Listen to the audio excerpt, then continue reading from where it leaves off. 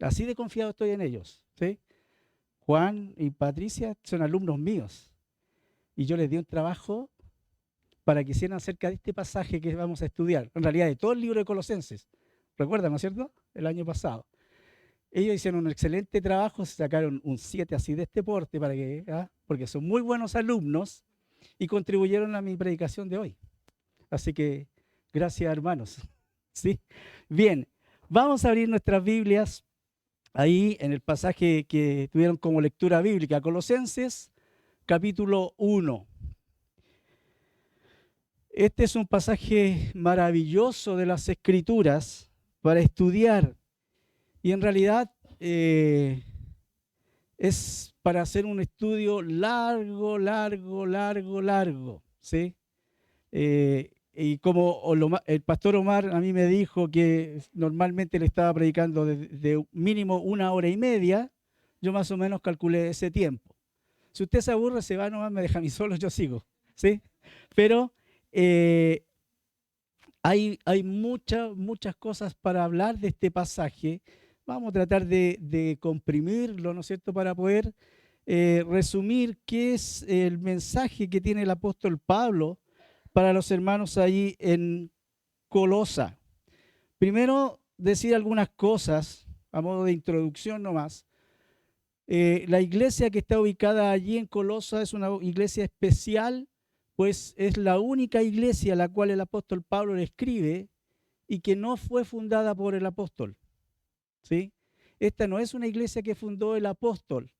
Y hay algunos escritores que dicen que ni siquiera él estuvo en Colosas alguna vez, pero sí, ¿no es cierto?, sus colaboradores. Y llegaron algunos de sus colaboradores que son mencionados por Pablo allí en la carta, y probablemente ellos fueron los que fundaron la iglesia allí. Sin duda, ¿no es cierto?, el apóstol tenía algo especial en su corazón por estos hermanos, y en realidad la carta está dirigida principalmente a la iglesia que está ubicada ahí en Colosas, pero hay 3 ciudades que son muy cercanas, y la carta probablemente circuló entre estas 3 ciudades que están ahí alrededor de un río, en lo que hoy conocemos como el país llamado Turquía, ¿sí? Así que si algún día usted va a visitar Turquía, vaya ahí al norte del país, está la ciudad de Colosas, puede visitarla. Ahí hay ruinas arqueológicas ahí bien interesantes para visitar. Pero el apóstol Pablo escribe, guiado por el Espíritu Santo, este pasaje, aunque a muchas personas, ¿no es cierto?, si usted se pone a estudiar libros de comentarios acerca de este libro, el libro de Colosenses, hay muchos que dicen que probablemente el apóstol Pablo lo que hizo fue tomó un himno antiguo que cantaba la iglesia del primer siglo y, ¿no es cierto?, lo puso en esta carta guiado por el Espíritu Santo. Hay otros que dicen que no fue el Espíritu Santo quien dirigió esta porción. Pero es bien interesante, pues esta porción está escrita de tal forma que es casi es un poema y que se puede analizar y ver de esa forma. Entonces, es por eso que muchos dicen que probablemente es un himno que cantaban los hermanos en la iglesia primitiva y que hablaba acerca, ¿no es cierto?, de el Señor Jesucristo y la preeminencia del Señor. Los invito a leer la Escritura. Vamos a darle una segunda lectura porque es importante entender qué está diciendo el apóstol Pablo. Y dice así la palabra del Señor, Colosenses capítulo 1, versículo 15. Él es la imagen del Dios invisible, el primogénito de toda creación, porque en Él fueron creadas todas las cosas, las que hay en los cielos y las que hay en la tierra, visibles e invisibles, sean tronos, sean dominios, sean principados, sean potestades, todo fue creado por medio de Él y para Él. Y Él es antes de todas las cosas y todas las cosas en Él subsisten. Y Él es la cabeza del cuerpo que es la iglesia. Él es el que es el principio, el primogénito de entre los muertos, para que en todo tenga la preeminencia, por cuanto agradó al Padre que en Él habitase toda plenitud, y por medio de él reconciliar consigo a todas las cosas, así las que están en la tierra como las que están en los cielos, haciendo la paz mediante la sangre de su cruz. El apóstol Pablo usa una expresión aquí bien interesante que es la palabra preeminencia. La palabra preeminencia. Y lo primero que quiero hacer es que podamos entender qué significa esto, ¿sí? ¿Y qué significa a nivel común? Todavía no vamos a hablar del concepto bíblico, aunque yo quiero mostrarle una definición que leí, ¿no es cierto?, y que saqué de la RAE, ¿no es cierto? ¿Saben lo que es la RAE, no? ¿Sí? Ya no tengo que explicar. ¿Qué dice la RAE? Dice que preeminencia es privilegio, exención, ventaja o preferencia que goza a alguien respecto a otra persona por razón de un mérito especial. O sea, alguien que se gana estar por sobre los demás, ¿sí?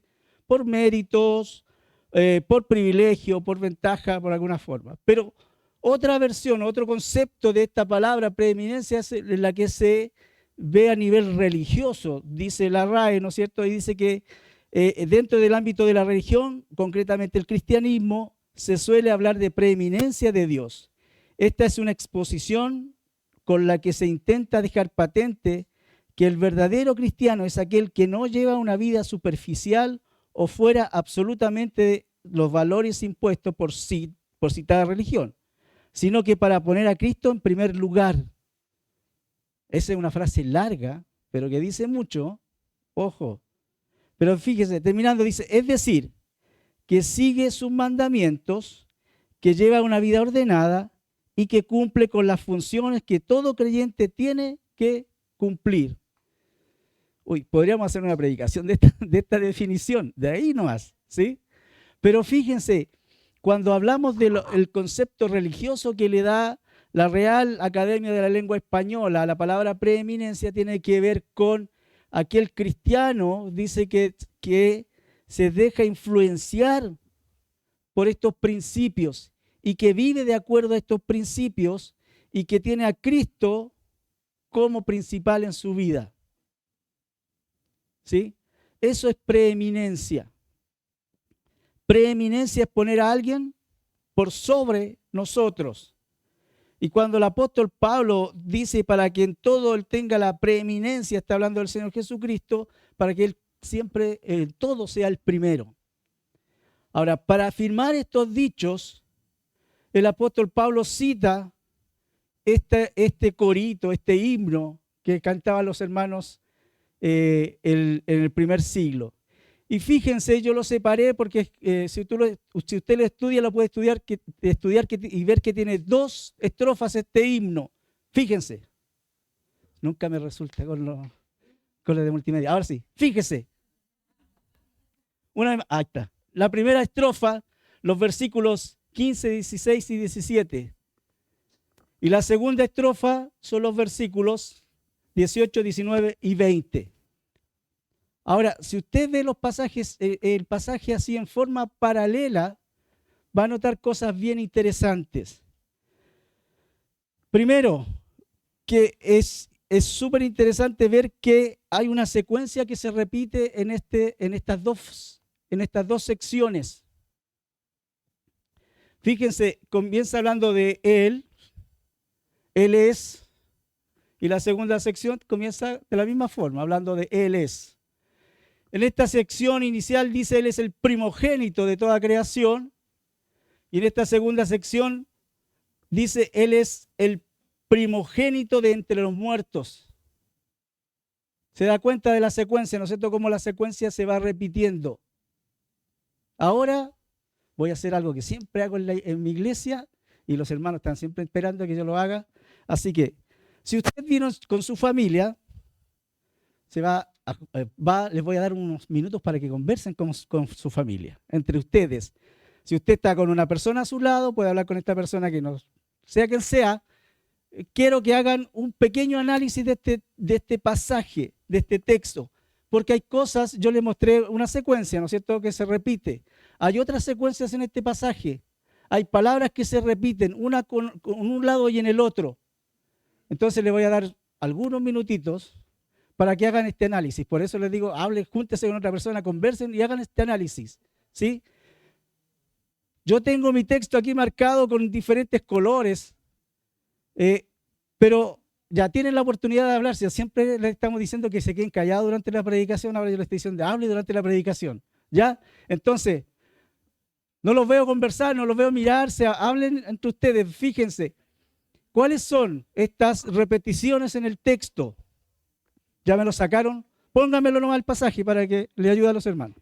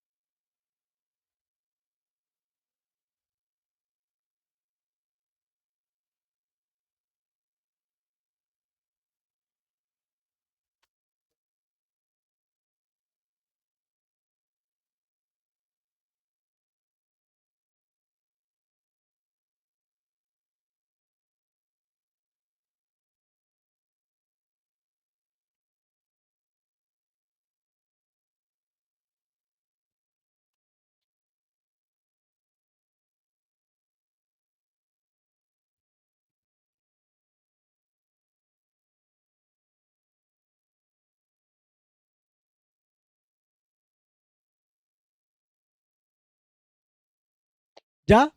¿Cómo vamos? ¿Estamos listos? Qué buenos alumnos que son. Bien, se dieron cuenta, ¿no es cierto?, que el pasaje es muy muy similares las dos estrofas.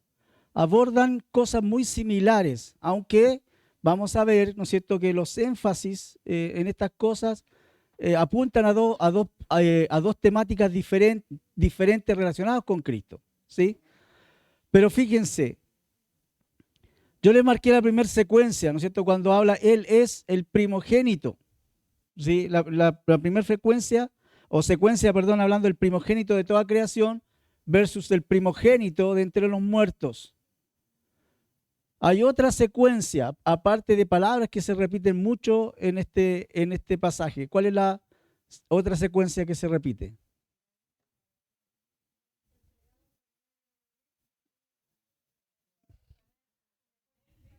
Qué maravilloso escucharlo. Todos hablan y nadie dice nada. No, a ver, alguien que levante la mano y diga así, con energía, con convicción. Ya, maravilloso.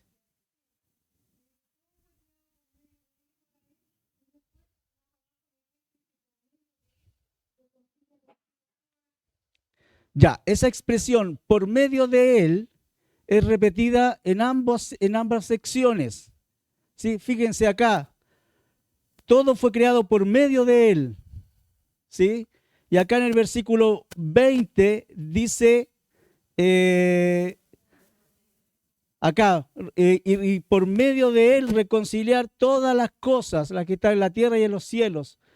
Y fíjense, acá parece medio oculto en la traducción para nosotros, pero aquí hay otra por medio de él, ¿sí?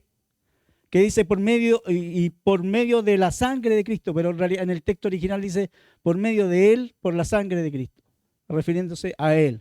Muy bien, Iris. Otra secuencia que se repita en el texto.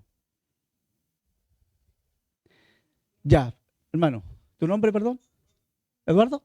Ya, Eduardo. ¿Ya? ¿Y él? ¿Ya?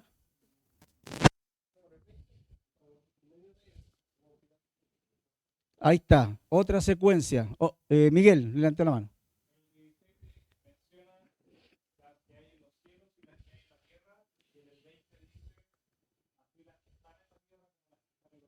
Se dan cuenta, otra secuencia que se repite, ¿no es cierto? Aquí, y las menciona al revés, en realidad, solo para confundirnos un poco el apóstol Pablo. Le gusta hacer esas cosas, ¿no es cierto? Pero aquí habla acerca de las cosas que están en los cielos y en la tierra, visibles e invisibles. Y acá, ¿no es cierto?, menciona las cosas que están en la tierra como las que están en los cielos. ¿Algo más? Sí.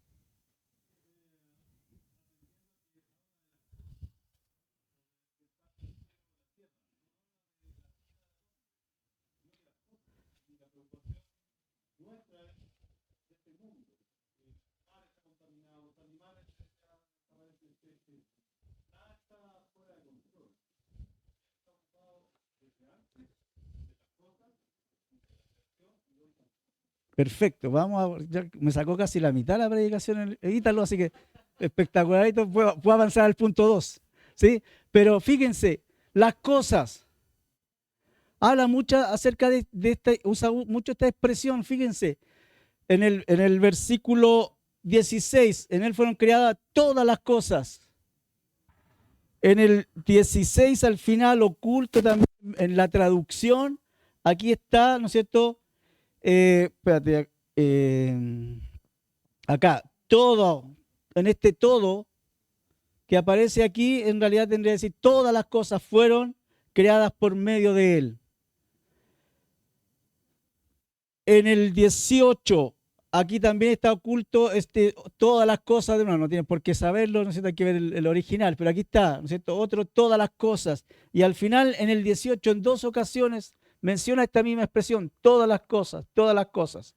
Se dan cuenta, ¿no es cierto?, que el texto en realidad lo que está haciendo es a través de este juego de palabras, ¿no es cierto?, y a través de esta expresión cantada, mostrarnos algo acerca del Señor Jesucristo. Y este énfasis, tal como decía nuestro querido Ítalo, está enfocado en 2 áreas principales. Primero en la creación y después en la redención del hombre. Y Cristo es preeminente en estas 2 cosas, quiere mostrar el apóstol Pablo. Fíjense, lo primero que dice, Cristo es preeminente porque Cristo es preexistente. Cuando tú lees el versículo 15, él dice, Él es la imagen del Dios invisible. Él es la imagen del Dios invisible, el primogénito de toda creación. Esta palabra que utiliza el apóstol Pablo aquí para decir que Cristo, ¿no es cierto? Porque Él aparece ahí con mayúscula y con acento, ¿no es cierto? Porque es un pronombre personal. Se está refiriendo a Cristo y dice, Él es la imagen de Dios. Ahora, es importante entender por qué el apóstol Pablo escribe esta carta. Esta carta el apóstol Pablo lo escribe a los hermanos en Colosa porque él escuchó de su amigo Epafrodito que se estaba introduciendo en la iglesia una filosofía que estaba contaminando a la iglesia. Una ideología que estaba contaminando a la iglesia. Si lo ha escuchado usted antes de eso, solamente coincidencia, ¿no? Estas ideologías que están introduciéndose en la iglesia y confundiendo a los hermanos. Estos pensamientos, ¿no es cierto?, filosóficos que estaban haciendo que los hermanos se miraran a sí mismos más que a Dios. Y ellos empezaran a ser el centro de todo. ¿Sí? Dejaron de mirar a Cristo para mirarse a sí mismos.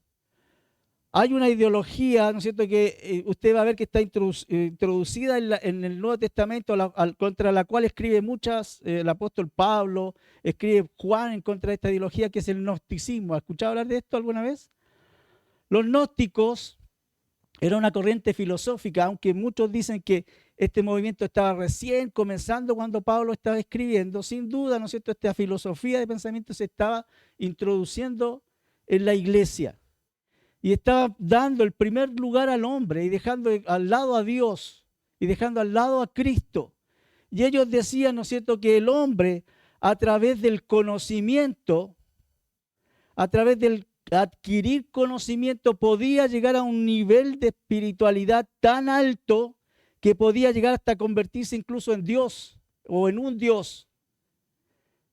Y el conocimiento tenía que subir a un nivel que ellos llamaban pleroma. Y cuando ellos llegaban al pleroma, llegaban al mayor conocimiento que podía alcanzar una persona, y eso lo hacía casi un Dios. ¿Sí? Y va a ver que el apóstol Pablo habla mucho en contra del pseudo conocimiento de los hombres. Y habla, ¿no es cierto?, de este conocimiento que se quiere adquirir a través del aprendizaje versus el pleno conocimiento que viene de parte de Dios, que nos hace ver a Dios tal cual es y entender realmente quién es Dios. Y fíjense que estas personas estaban diciendo que el conocimiento, ¿no es cierto?, y este nivel se podía alcanzar a través de dos líneas que eran muy antagónicas entre ellas, casi, ¿no es cierto?, extremas una de la otra. El ascetismo, ¿cierto?, que decía que yo tengo que castigar mi cuerpo y autorreprimirme para lograr alcanzar este conocimiento y llegar al pleroma. O el otro lado que decía el libertinaje extremo, que decía no importa lo que yo haga, pero es porque esto es, como dijo un amigo mío acá hace un rato, esto es la cáscara, ¿sí? Y lo que va a pasar con la cáscara no importa, si lo que importa es lo que está dentro. Entonces, si no importa lo que pasa con el cuerpo y con el envase, con la cáscara, hagamos lo que quieran, ¿cierto? Comamos y bebamos, que mañana moriremos. Esa era la filosofía de ellos, ¿no es cierto? Y estaban estos dos extremos, que el apóstol Pablo los aborda más adelante en el capítulo 3 en su carta, en la carta a los Colosenses. Y él habla acerca de esto. Pero fíjense, cuando los quiere enfrentar respecto a quién es la imagen de Dios, él dice, Jesús, Cristo, Él es la imagen de Dios. Esta palabra imagen es, o quiere decir, ¿no es cierto?, está mostrando que Cristo es la revelación exacta de Dios. A Dios nadie le puede ver. ¿Por qué? Yo pensé que usted ya necesitaría enseguida. ¿Por qué? Porque es espíritu. A Dios nadie le puede ver porque es espíritu. Pero sin duda yo puedo ver a Dios. Y hubo mucha gente que vio a Dios. ¿De qué forma? ¿De qué forma? Oye, yo pensé que ustedes eran más buenos para hablar. El pastor Omar siempre me dice, oye, las reuniones la gente habla mucho, ya tu talla, pero no se pongan tímidos conmigo, sino somos casi la familia. Así que ya. A través de Jesús. ¿Por qué? Porque el Verbo se hizo carne, dice Juan, y habitó entre nosotros. Cuando el ángel aparece a José y le dice, no temas recibir a María, porque lo que de él es engendrado del Espíritu Santo, después le dice, y llamarás su nombre. ¿Cómo? Este versículo, sí, ya se viene la Navidad, practíquenlo. Llamarás este nombre Emanuel, que traducido es Dios con nosotros. Dios está con nosotros. Lo vimos. Y ustedes van a ver, Juan dice eso en su primera carta. Cuando él comienza su primera carta, él dice, nosotros lo vimos, percibimos a Jesús, lo escuchamos. Y eso es lo que yo le estoy diciendo. Vimos a Dios, lo escuchamos, lo percibimos. Fuimos testigos oculares de las cosas que pasaban. Entonces, cuando Pablo dice aquí, Él es la imagen de Dios, y fíjate que es casi una el apóstol Pablo es bueno para usar esta expresión así como media encontradas la una con la otra, ¿no es cierto? Porque dice, Él es la imagen del Dios invisible. ¿Cómo? Porque es invisible. ¿Qué imagen va a reflejar si es invisible? Y entonces los quiere llevar a estos pseudo filósofos a que ellos primero entiendan que no saben nada, que no conocen nada respecto a Dios. Pero también habla de esta imagen invisible de Dios, quien refleja a Dios. Después, más adelante, el apóstol va a decir, en él habita corporalmente toda la plenitud de la deidad. ¡Wow! Y esa es una expresión bien, bien potente, que no la vamos a estudiar porque está en el capítulo 2, estamos estudiando el capítulo 1. ¿Sí? Pero él habla acerca de que en Cristo habita toda la plenitud de la deidad. Es totalmente Dios. No le voy a hacer ninguna pregunta a mis alumnos para no dejarlo en vergüenza, pero ellos estudiaron cristología, ¿cierto? Y cuando hablamos de la deidad de Jesús, decimos que Jesús es... Muy bien, Pati, por eso se saca 7. ¿Ya? Patricia, Jesús es 100% Dios. No es que es 50% Dios y 50% hombre y los dos hacen un 100. No, es 100% Dios, 100% hombre. Y es lo que Pablo les está diciendo a estos hermanos allí en Colosa.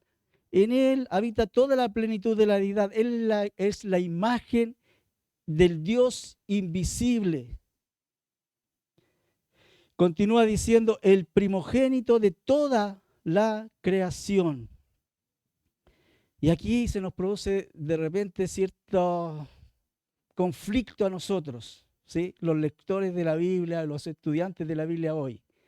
Cuando hablamos de la palabra primogénito, ¿de qué hablamos? Yo siempre digo lo mismo. Me encanta ese murmullo. ¿Sabes? Si me cuesta escucharlo a ustedes, imagínate en mi iglesia que es un poquito más grande, me cuesta escuchar menos, entender menos, así que tienen que hablar fuerte. ¿Ya? ¿Qué entendemos cuando decimos primogénito? El primero. ¿El primero de qué? El primero de todos los hijos. ¿Ya? ¿Y qué significa eso?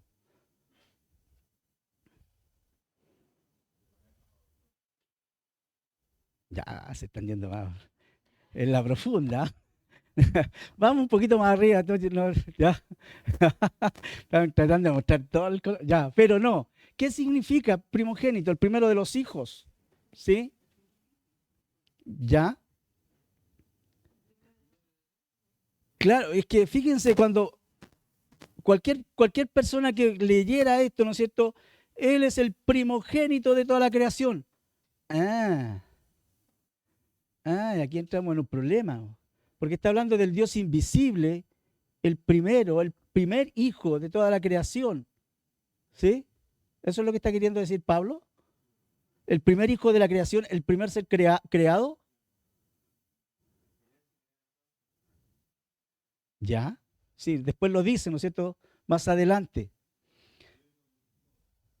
Claro, lo que pasa es que nosotros tenemos de repente un mal entendimiento de qué significa primogénito.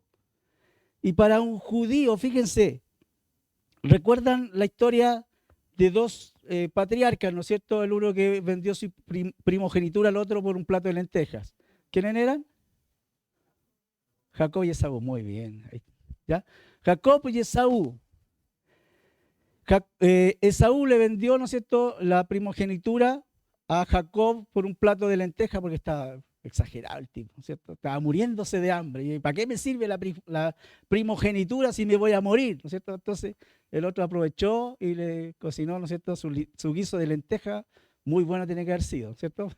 Pero fíjense, ¿qué le vendió Esaú a Jacob? ¿Dejó de ser el mayor Esaú por ese plato de lentejas? ¿Se dan cuenta que la primogenitura va mucho más allá del hecho de decir yo soy el mayor y tú eres el menor? A un judío no le importaba mucho eso, sino que, yo no soy, ya, sino que, porque yo me asusto porque los sonidistas me echan la culpa a mí de todos los ruidos. Yo no soy, yo le digo, ya, pero fíjense, va más allá del simple hecho de decir yo soy el mayor y tú eres el menor. Va y quiere decir, ¿no es cierto?, con los privilegios que gozaba, tiene que ver con los privilegios que gozaba el que era el mayor, ¿sí? Los privilegios que gozaba el que era el mayor. Él iba a ser el principal en la tribu, en la familia. Él iba a ser el que manda, el capo, ¿no es cierto?, al quien se iban a someter todos los demás. Entonces, cuando Esaú estaba reclamando o Jacob le estaba engañando a Esaú para sacarle la primogenitura, no estaba simplemente sacando el hecho de que ya ahora yo voy a ser el mayor, sino que ahora yo voy a ser el jefe acá. Yo voy a ser el dueño de todo. No de todo, pero de la gran mayoría, ¿no es cierto? Y tú te vas a tener que someter a mí, porque yo voy a ser el que va a mandar aquí. Entonces, fíjense, cuando Pablo escribe el primogénito de toda la creación, está pensando en eso. Cristo es el principal. No es la primera persona creada, bien dijeron ustedes, pero Cristo es el primogénito, el principal en toda la creación. El principal en toda la creación. El que va a tener prioridad y superioridad por sobre toda la creación. Y es por eso que él continúa diciendo, porque en él fueron creadas todas las cosas. Pero fíjate, ¿dónde es que pone a Jesús Pablo? Allí al comienzo. Al comienzo.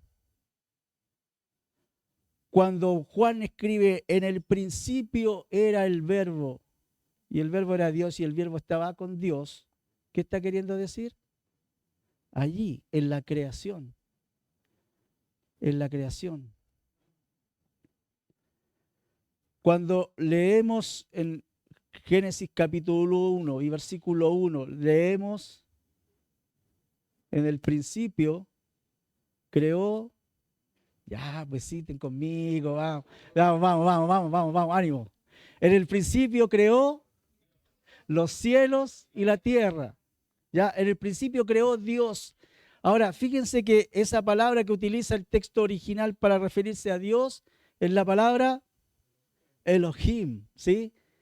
¿Y qué tiene de particular esa palabra? Es que es una palabra que no es una palabra plural, pero que expresa una pluralidad.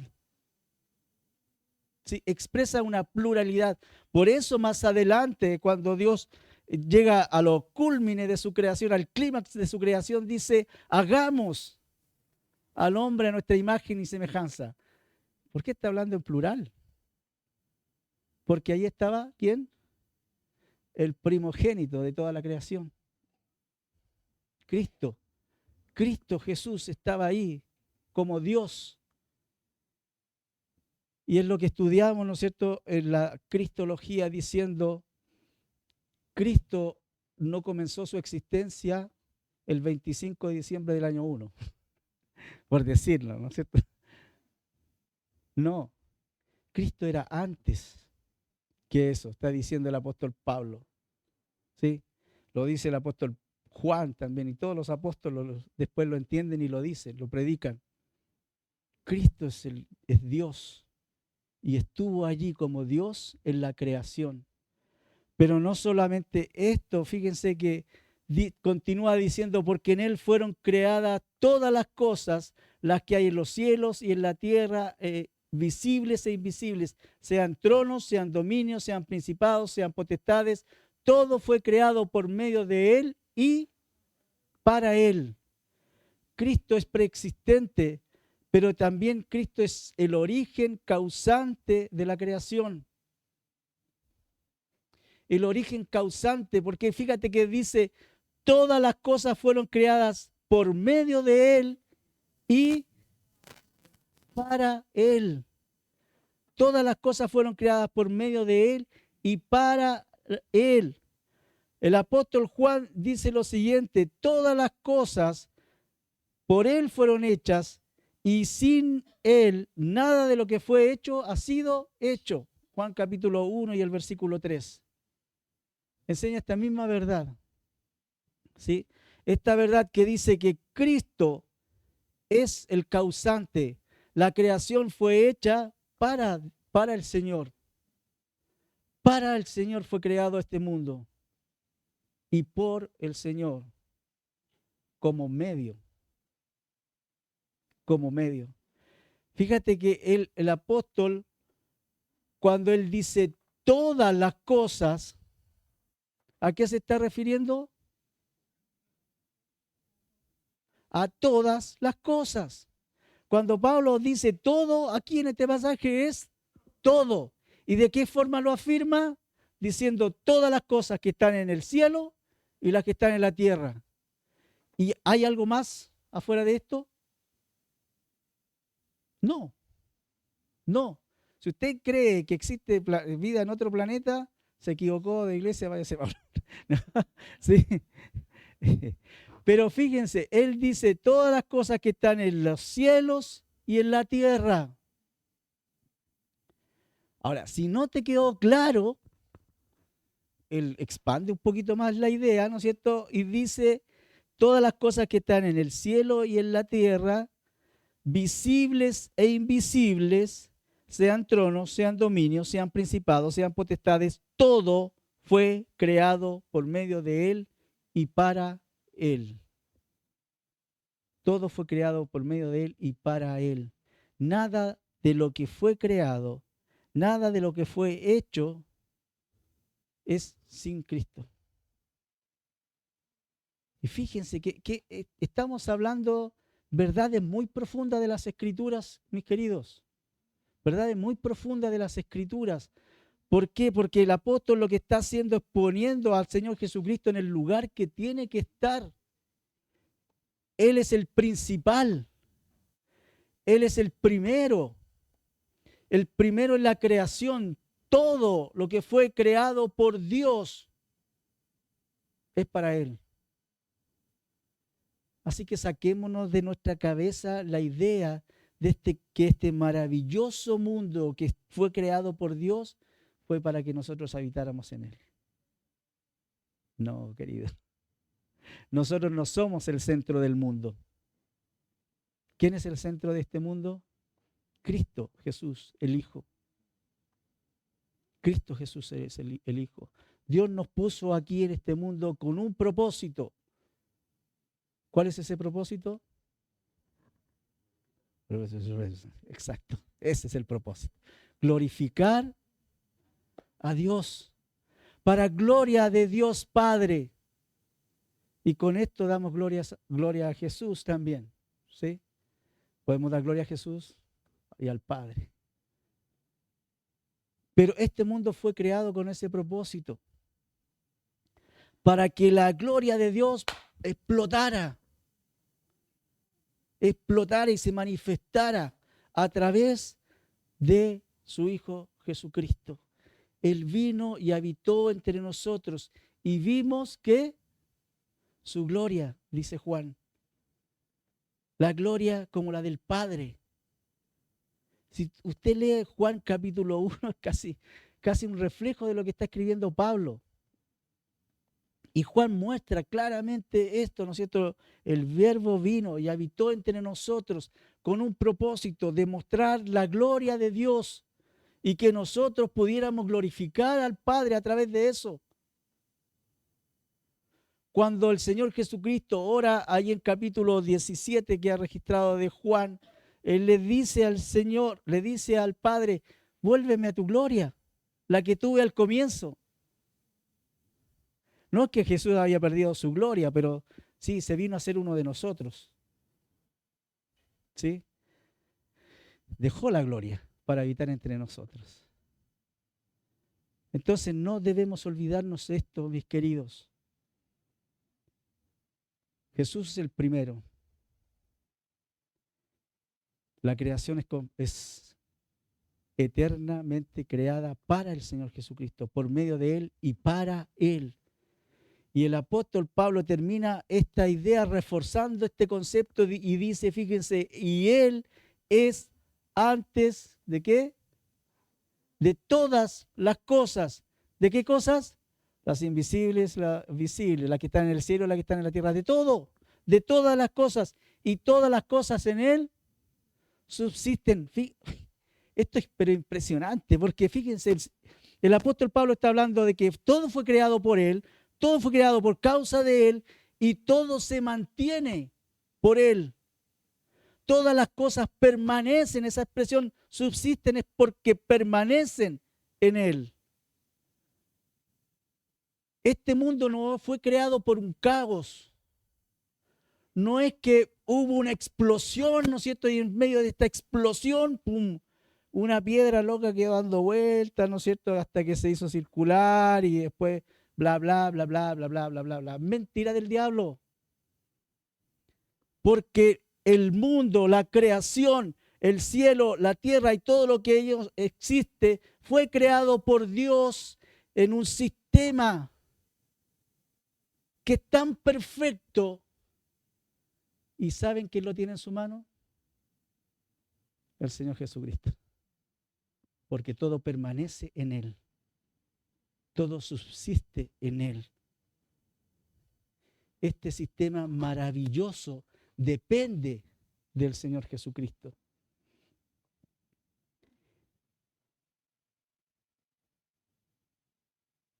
El escritor a los hebreos, no sabemos quién es, lo dice de esta forma. Pero todavía no vemos que todas las cosas sean sujetas. Pero vemos a aquel que fue hecho un poco menor que los ángeles, a Jesús, coronado de gloria y honra. Cuando habla de que Jesús es un poco menor de los ángeles, está hablando al Jesús que habitó entre nosotros, ¿no es cierto? Al hombre que está caminando por este mundo. Pero a pesar de eso, Él dice, igual le vemos y le veremos algún día coronado de gloria y de honra, en quien fueron creadas todas las cosas. Él merece y Él es digno de estar ¿dónde? En el primer lugar, en el lugar de primacía. La preeminencia es para nuestro Señor, creador de todo. Todo fue creado por Él, todo fue creado para Él, todo subsiste en Él. Qué maravilloso, ¿no es cierto?, esta primera estrofa de este himno. Pero Dios no queda ahí. Qué triste sería para nosotros si quedara la historia ahí. Porque hasta ese punto todavía nosotros no entramos en la historia. Pero en la siguiente estrofa sí somos incluidos. Fíjense, dice, Él es, ¿qué? Él es la cabeza del cuerpo, que es la iglesia. Y ahí decimos presente, profesor. Ahí sí podemos decir presente. Él es la cabeza del cuerpo, que es la iglesia. Ahora, los hermanos ahí en Colosa deben sentirse privilegiados con un hecho. Y el apóstol Pablo incluye en este himno y está resaltando en este himno una verdad que nunca había sido enseñada a la iglesia en ese instante, existente hasta ese momento. En los escritos del apóstol Pablo anteriores a Colosa no había sido incluida esta maravillosa verdad, la verdad de que Cristo es la cabeza del cuerpo. Escribiendo a los Corintios, el apóstol Pablo había hablado acerca del cuerpo. Habló acerca del cuerpo en 1 Corintios capítulo 12. Y él les enseñó a los hermanos que todos somos parte de este cuerpo. Todos funcionamos como un organismo. Queridos, sáquese de su cabeza la idea que nosotros tenemos respecto a la iglesia. Es una idea metida por la Iglesia Católica Romana, ¿sí?, que nos hace pensar en la iglesia como una organización. La iglesia no es este edificio, este es el templo. Y tengo un hermano que es muy catete, total no la va a ver la predicación, así que lo puedo decir, ¿no es cierto? Que siempre me está diciendo, el pastor no es la iglesia, es el templo. ¿No es cierto? Cuando decimos, ¿dónde nos juntamos? En la iglesia. Y él dice, no nos juntamos en la iglesia, nos juntamos en el templo. ¿Ya? ¿Ya? Sí, es cierto. Porque este edificio no es la iglesia. Este edificio es el templo. Y el apóstol Pablo enseñó a los corintios que todos somos parte de esta iglesia. Y que todos formamos parte de este cuerpo, el cuerpo de Cristo. ¿Y sabe lo maravilloso que enseñó el apóstol Pablo ahí escribiendo a los corintios? Es que como todos somos parte de este organismo, recuerde eso, es una verdad profunda de la Escritura, organismo, no organización. La iglesia no es una organización, la iglesia es un organismo que tiene vida y que debe crecer, y que debe crecer. Pero todos aquí somos parte de este organismo. Cada uno de ustedes, dice el apóstol Pablo, tiene una función en este organismo. Y él ataca ahí un problema que había en la iglesia en Corinto, ¿no es cierto? Que el ojo decía, porque yo no soy oído, no soy parte del cuerpo, la boca. Y él está diciendo este conflicto que había entre los órganos, ¿no es cierto?, del cuerpo que se veían el uno al otro y veían superioridad en importancia, en funcionamiento, bla, bla, bla, bla, ¿no es cierto? Y el apóstol Pablo dice, estamos todos mal, porque todos dependemos los unos de los otros. Si la boca no funciona como el oído, entonces no es parte del cuerpo, dice el apóstol Pablo. Por supuesto que sí, por supuesto que sí. Querido, todos los que estamos aquí, desde el más nuevito hasta el más antiguo, ¿sí? Ya, para que nadie se sienta aludido, desde el más nuevito hasta el más antiguo, del que lleva acá todos los años que, no vamos a hablar de Ítalo, pero el que lleva más años aquí, ¿sí? No mencioné a nadie de Ítalo, no, ¿ya? El que lleva más años aquí versus el que llegó hace poquito. ¿Cuánto han llegado los últimos meses acá? Ya, ¿no? ¿Sí? ¿Ustedes? ¿Hace cuánto tiempo? ¿Sí? 6 meses. ¿Hay alguien más nuevito que eso? ¿Ya? ¿Sabes qué? ¿Tu nombre es? Andrés. Andrés e Ítalo. Ahí tenemos los extremos, ¿no es cierto? ¿Hay alguien mayor, más antiguo que Ítalo aquí en esta iglesia? ¿Ah? No, pues no seas así. Hay que ser caballero. Hay que ser caballero. No podemos hablar de una dama de esa forma. Ya, ya. Ah, bueno, está bien. Llegó a la escuela dominical, a la clase de niños. Ya, el Ítalo y Andrés, ¿sí? ¿Qué diferencia hay en ellos? Simplemente la edad, la antigüedad, podríamos decir, ¿ya? ¿Sí? Pero está viejito, pero estaba bien todavía. Más bueno, ya. ¿Sí? Queridos, no hay ninguna diferencia entre ellos. ¿Por qué? Porque los dos tienen la misma responsabilidad ante Dios. Son parte de un cuerpo y tienen que hacer que este cuerpo funcione. ¿Sabe qué es lo que nosotros no entendemos a veces, mis queridos? Es que el día en que yo, que soy parte de un organismo, no hago mi pega en la iglesia, no cumplo mi servicio en la iglesia, estoy dañando a todo el cuerpo. ¿Alguien trabaja en el área de la salud aquí? ¿Nadie? ¿Nadie? ¿Trabaja en el área de la salud? Oye, son tímidos. ¿Sí? La Alicia, ya. No importa, no te hace ninguna pregunta difícil, sino simplemente entender que, ¿qué pasa cuando, fíjense, nosotros estamos formados de miles y millones de células en nuestro cuerpo, ¿no es cierto? ¿Qué pasa cuando una célula no funciona bien en el cuerpo? ¿Qué? Se produce una enfermedad, probablemente. Ahora, si esa enfermedad es un cáncer que daña una célula, te puede matar. Entonces, querido, usted puede decir, no, yo no soy un pulmón en este cuerpo, soy una pequeña célula chiquitita, si quiere tener un ataque de humildad, ¿no es cierto? Decir, soy una pequeña célula en este cuerpo que apenas nadie me ve, pero si usted no cumple su servicio, aunque sea la más pequeña de las células en este organismo, todo el cuerpo se ve afectado. Es lo que enseña Pablo a los Corintios en capítulo 12 de su primer carta. Entonces, ninguno de los que está aquí puede decir, yo no tengo nada que hacer acá. Yo miro simplemente, puedo hacer un pequeño aporte. Hermanos, todos somos parte de este cuerpo. Y como cuerpo tenemos la mejor y la mayor ventaja que puede tener cualquiera, que es tenemos como cabeza ¿a quién? A Cristo.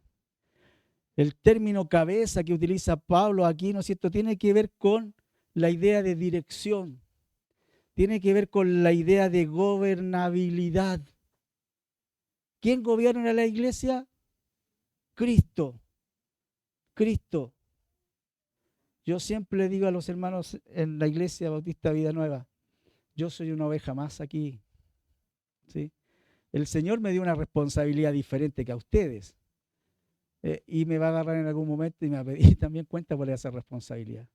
Pero todos estamos bajo el mismo gobierno, el gobierno de Cristo. Él es la cabeza. Él es la cabeza. Y continúa diciendo el apóstol, Él es el primogénito entre los muertos, para quien todo tenga la preeminencia. ¿Qué significa que es el primogénito entre todos los muertos?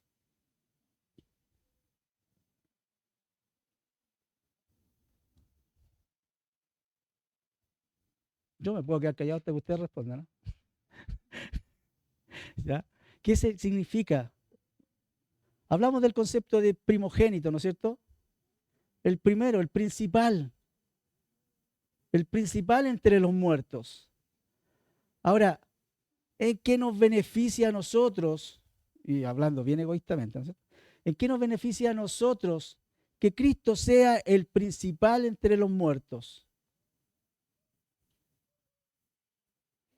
Les recomiendo algo, escuchen, ¿no grabaron la escuela dominical? ¿Sí? Ya, escuchen la escuela dominical. Aquí el hermano lo dejó bien clarito, ¿no es cierto? Que si Cristo murió, luego, ¿qué dice la Escritura? Resucitó. Y el apóstol Pablo, escribiendo a los Corintios, en la misma carta que hablamos antes, primera a los Corintios capítulo 15, dice, primicia de los que durmieron. Primicia de los que durmieron. Cristo es el principal. El apóstol lo dice a los Corintios como diciendo, primicia. El primero de todos. El más importante de los muertos, porque si Cristo no murió, luego nosotros, ¿qué? Estamos liquidados. Dice Pablo, si Cristo no murió y resucitó, nuestra fe es vana. Somos dignos de misericordia, pobrecitos, están creyendo en algo falso, en algo que no pasó. Y por eso que él habla del Cristo, las primicias. Cristo, las primicias, el primogénito entre los muertos. Y si es el primero entre los muertos, él tiene la primacía, la preeminencia, es el principal de todos. El hermano Samuel Pérez Millo, teólogo, me encanta que él utiliza para referirse a Jesús muchas veces la expresión el crucificado. ¿Sí? Y me encanta esa expresión porque me recuerda que Cristo estuvo allí en la cruz. Y yo siempre hago muy personal eso, mis queridos, y se lo recomiendo a ustedes siempre. Cristo murió por mí. Cuando estaba colgado allí en la cruz del Calvario, el que tenía que estar colgado, ¿quién era? Yo. Yo. Cristo se hizo carne, habitó entre nosotros. ¿Por qué? Porque su fin era la cruz. ¿Por qué? Porque fíjense, a través de la cruz dice porque Él agradó al Padre. La cruz, la muerte de Cristo trajo alegría al corazón de Dios, porque el plan de Dios se estaba cumpliendo, porque aquel que vino y habitó entre nosotros, Jesús, coronado de gloria, estaba allí en la cruz del Calvario tomando mi lugar y logrando algo maravilloso, que es lo que dice el apóstol Pablo después, dice, por medio de él que reconciliar consigo todas las cosas. Si todos éramos enemigos de Dios y como enemigos merecíamos que la muerte, mas Dios muestra su amor para con nosotros, dice Pablo, en que siendo aún pecadores, Cristo murió por nosotros. ¿Sabes qué? Yo hago este ejercicio normalmente en mi casa y mi señora me dice que estoy loco, pero no importa. ¿Sabes? Voy al baño, me encuentro con alguien ahí frente al espejo, lo miro, feo así, y le digo, eres un inmundo pecador. Pero Cristo murió por ti. Cristo murió por ti. Hermano, a veces vemos la muerte de Cristo como algo lejano, como algo que el mundo necesita, y es una verdad, el mundo necesita reconocer eso. Pero yo día a día tengo que llegar a la cruz de Cristo y caer de rodillas y decir gracias, Señor, porque si no fuera por tu cruz, fíjate, el apóstol Pablo dice, por medio de él reconciliar todas las cosas, las que están en la tierra y en los cielos, haciendo que la paz por medio de qué? De la sangre de la cruz. La sangre de Cristo derramada allí en esa cruz es tan efectiva que Dios ya no me ve como un enemigo, mas a todos los que le recibieron, a los que creen en su nombre, les dio la potestad o el derecho de ser llamados hijos de Dios. Yo no sé si eso le estremece su corazón, pero cada vez que yo pienso en esto se me hace un nudo en la garganta.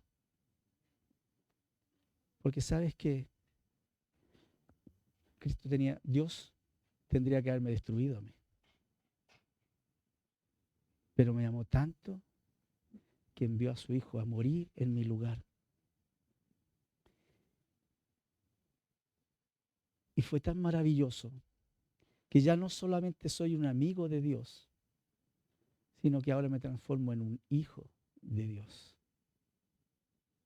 En un hijo de Dios. Todo esto logrado ¿por quién? Por Cristo, quien derramó su sangre allí en la cruz. Él logró la paz. Él logró la paz. Cristo es preeminente en la creación, pero Cristo es preeminente en la redención. Sin Cristo no hay redención. Es maravilloso entender esto, mis queridos. Cristo se encargó de todo. Cristo se encargó de todas las cosas. Cristo hizo todo lo que nosotros necesitábamos. Él es suficiente. Él es el Salvador. Él es el Creador. Él es la cabeza de la iglesia. Él es el Dios eterno y merece tener la primacía en nuestras vidas. Amén. Y ya que dijo amén, le hago esta pregunta. ¿Cristo es primero en su vida? Hágase un análisis. No diga una vez tan rápido, porque es algo con lo que yo estoy luchando día a día. Darle el primer lugar a Cristo en mi vida. ¿Es el primero en mis decisiones? ¿Es el primero en mi tiempo? ¿Está antes que mi familia? ¿Está antes que mi trabajo? ¿Está antes que mis entretenciones? Analice. ¿Cristo es preeminente? Él merece ser preeminente. Él merece el primer lugar. Pero ¿realmente se lo estoy dando? Oremos. Padre bendito, gracias por tu misericordia. Gracias por tu Hijo Jesucristo, aquel que vino y murió allí en la cruz, el Dios eterno, creador del cielo y la tierra, aquel por quien todas las cosas fueron hechas, la razón de la creación.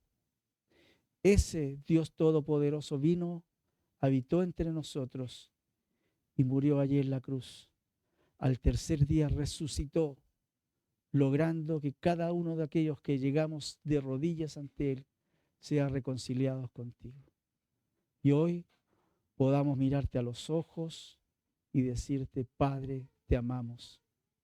Señor, ayúdanos a que tú seas el centro de nuestras vidas, para que tú ocupes el primer lugar en nuestros corazones, desplazando todo lo demás. Tú eres el primero, tú eres el principal, tú eres el primogénito entre todos. Te honramos y te alabamos y lo hacemos en el nombre de nuestro Señor Jesucristo. Amén.